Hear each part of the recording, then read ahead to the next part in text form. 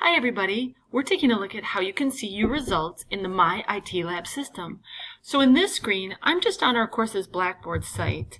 I'm going to scroll down at the left until I see something that says MyITLab, or it might say Pearson's MyLab and Mastering, something like that. Go ahead and click on that link.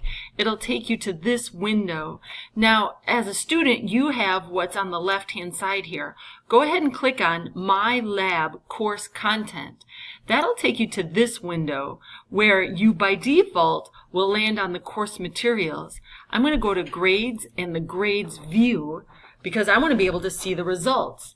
I'm going to jump ahead to Chapter 7 where I've already submitted some work. You'll see here that I've submitted the Chapter 7 mid-level exercise, and not only can I see my numeric score, but I can also see my submission, including a detailed report of the points that were deducted. So I'm going to click my attempt here on the left.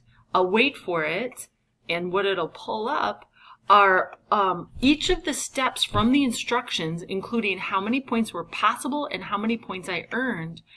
For the steps where I got points deducted, like step number 3, I can click the arrow here in the red box to expand it and see exactly where I earned points and where I missed points.